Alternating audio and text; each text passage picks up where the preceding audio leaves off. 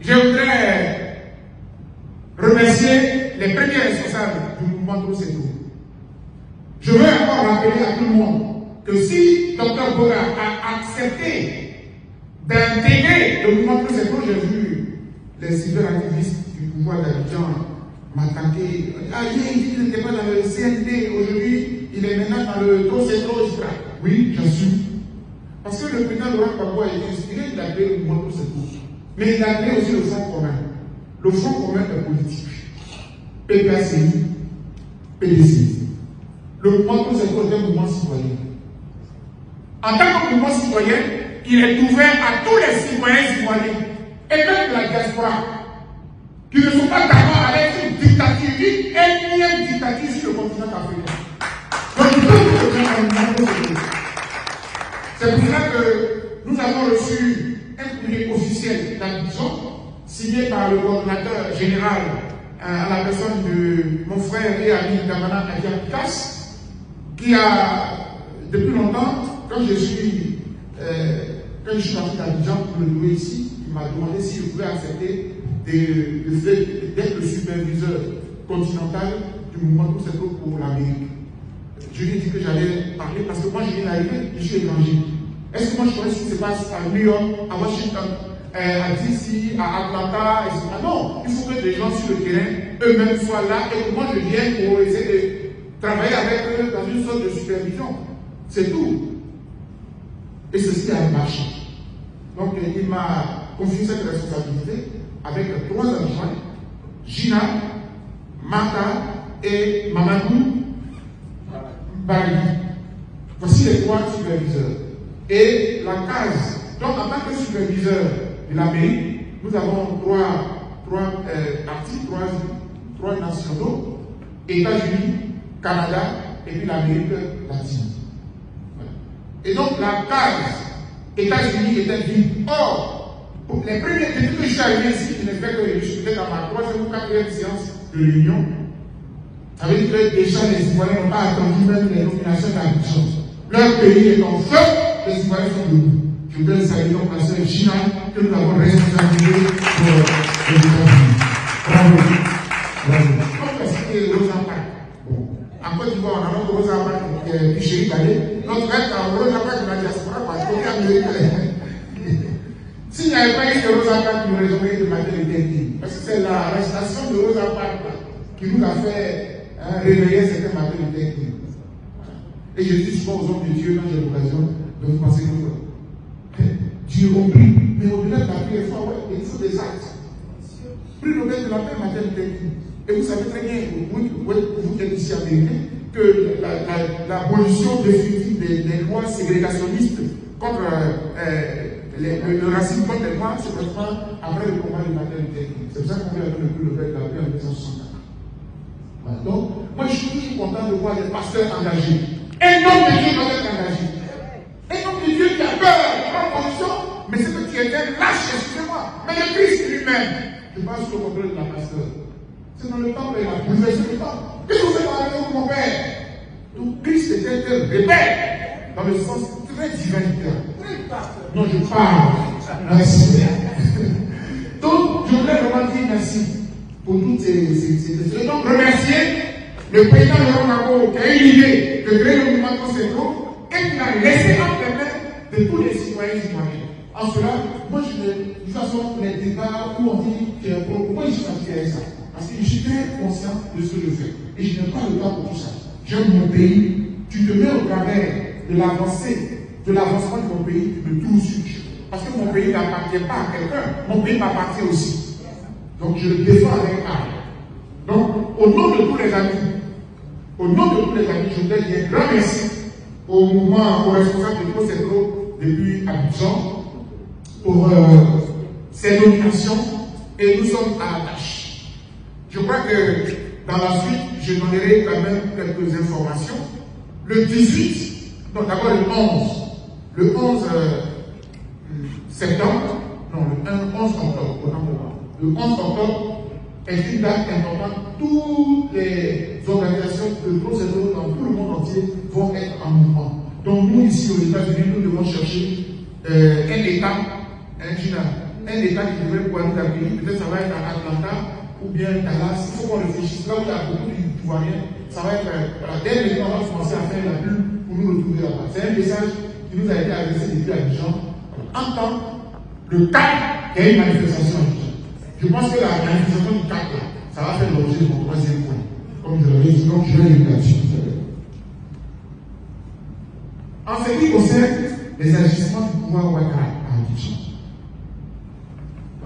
c'était des frères qui me rappelaient tantôt que le procureur de la République près du tribunal de première instance d'Abidjan-Plateau, il a récemment réuni les gens et il parlait des encablés. Parce que la question des encablés a fait beaucoup d'encablés. Or, vous savez, c'est la pire des erreurs que M. Ouattara ne devrait pas faire. Dans un état de droit, on ne fait pas comme ça.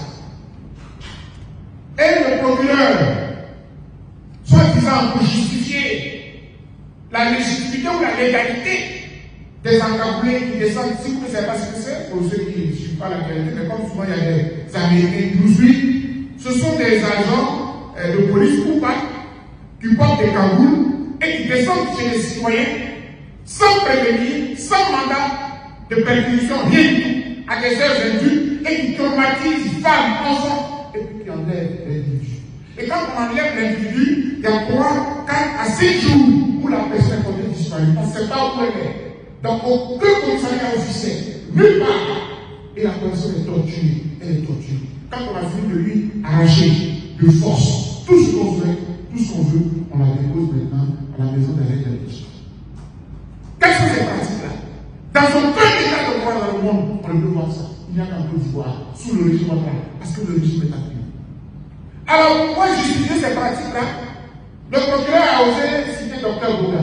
Il a dit, vous avez vu, souvent on envoie des convocations, mais parfois aussi, on n'a pas l'occasion d'envoyer des convocations. Vous avez vu M. Bouga, non? Vous avez vu Dr Bouga? Et il a su, maintenant où on peut l'attraper? Ah! Mais je dis, chers amis, ce que tu as fait, moi, je ne peux pas le raconter, je ne peux pas le dire. Ils ont perdu l'élément qui serait aimé à la vérité. Aujourd'hui, je comprends. Lorsque le procureur fait ce genre d'aveu, c'est qu'à la vérité, c'est pas qu'on a fait du tort, on n'a rien fait, mais on les dérange. Il faut nous museler. Il faut museler Ibrahim Ziggy. Il faut museler. Comment dire, Johnny Païdiko, il faut museler tous ceux qui les dérangent. Parce qu'ils veulent faire un passage en force. Oh, chers amis, vous avez souffert. Vous avez souffert pour ce 4e mandat. Je vous l'ai dit. Normalement, vous ne croyez même pas en Allah. Vous ne croyez pas en Dieu. Vous allez souffrir, hein? Et on n'a même pas parlé au 25 octobre. Et tout le pays est debout. Vous avez vu 1 million de personnes dans les rues de Yopougon le 8 août 2025. Vous n'avez rien vu encore. Je voudrais que le procureur d'Abidjan, quand je suis revenu d'exil, monsieur le procureur, le premier procureur qui était là avant vous s'appelle Abou Richard. Je suis arrivé d'exil le 9 juillet 2021. Le 27 juillet, j'ai été convoqué devant un juge d'instruction. Le juge d'instruction m'a dit, Docteur Bouga, bonne arrivée, je ne vais pas vous mettre en prison, mais je vous mets sous contrôle judiciaire, et puis vous êtes inculpé pour tel.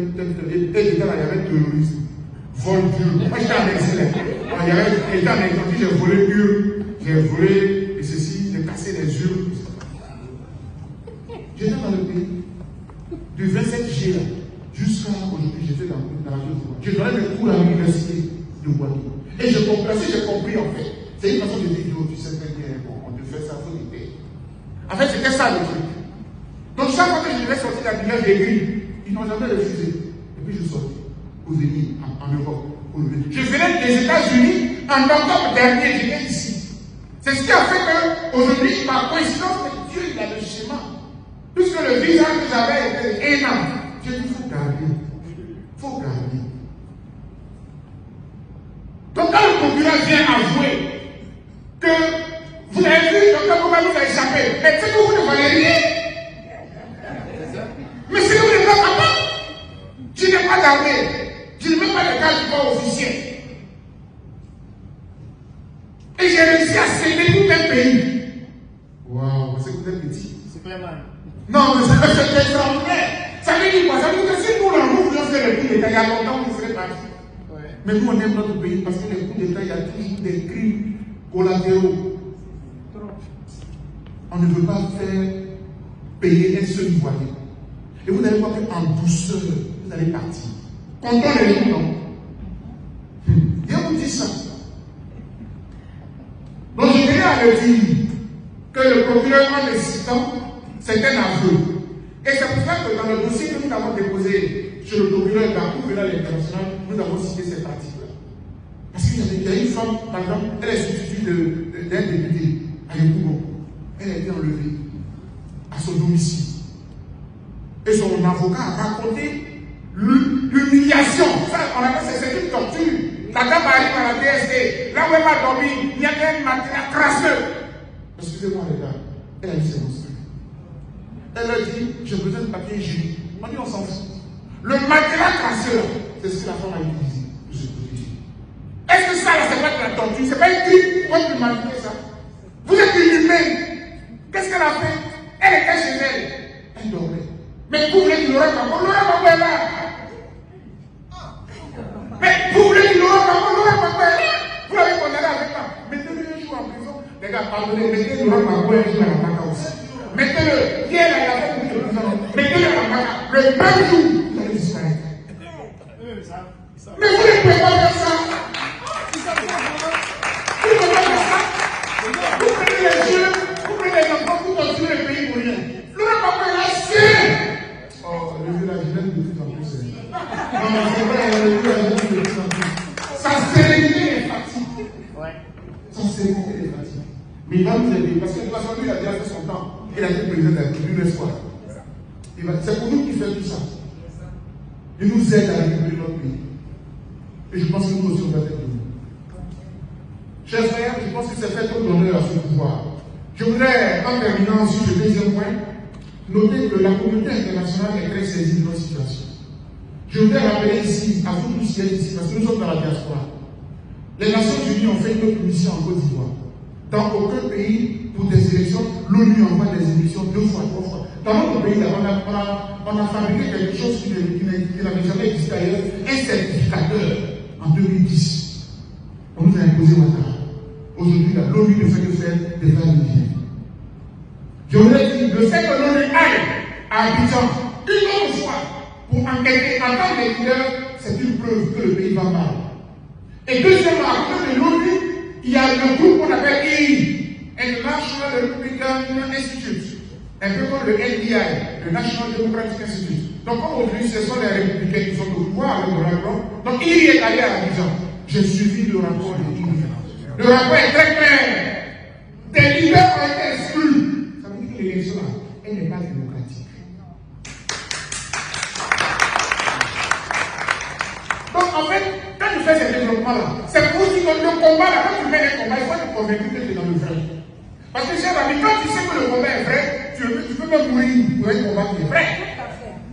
Mais quand tu as des doutes, tu peux t'embêter. Je parle pour que tu puisses comprendre qu'on est dans un combat qui est vrai. Si le roi Gbagbo était dans le faux, il n'allait pas sortir de la CPI. C'est parce qu'il était dans le vrai. Vous avez manigancé pour éteindre ce monsieur. Et Dieu vous a bloqué. Donc j'ai parlé du rapport des Nations Unies, j'ai parlé du rapport de l'IRI, de l'organisme proche des républicains. Les deux rapports sont là. Donc la communauté internationale suit tout de près. En utilisant, c'est un message que j'envoie et je bondis dans la troisième partie pour voir si peut-être une ou deux personnes que je réponds à quelques questions pour préciser davantage. Dans la troisième partie, chers amis, le 4 octobre, l'opposition, le Front commun, le parti du président Laurent Gbagbo, le parti du président Tidiane Tiam ont décidé d'une marche. Je disais à un journaliste, ce n'est pas un test. Le test a déjà eu le 8 août. C'était le 9 août. C'était le 9 août. Et après, le 16. Le 9 août, près d'un million de personnes dans les rues du Congo. On a déjà testé. Les Ivoiriens sont prêts. Les Ivoiriens sont prêts. Ils disent que lui, il va donner. Et puis il y a quelqu'un qui a lancé le défi là. Si quelqu'un est caché, il n'a pas donné contre lui, ils n'ont rien compris. Le monde est déjà connu. Le monde c'est que c'est notre pays. Ce n'est pas le pays de Laurent Gbagbo, c'est notre pays. Donc chacun de nous doit sueur, et même de son sang, pour que ce pays soit béni. Je voudrais vous dire, chers frères, que le 4, nous devons beaucoup prier. Ça, je le dis parce qu'on n'a pas le choix. À travers nos prières, parce que je voudrais que Dieu épargne la Côte d'Ivoire du pays. Ça veut dire que je voudrais qu'en douceur, mais d'une façon miraculeuse, quelque chose se passe, on se réveille, le pays est libéré. C'est ce qui va arriver. On n'a même pas eu besoin de prendre une arme. On n'a pas eu besoin de tuer quelqu'un. C'est ça que je rêve. Mais ce rêve-là, qui vient que lorsque nous bombons les patries. Si vous voyez qu'on a fait des déplacements pour venir transférer ici, à travers nous, c'est à nos frères que nous parlons à Abidjan. Ils savent.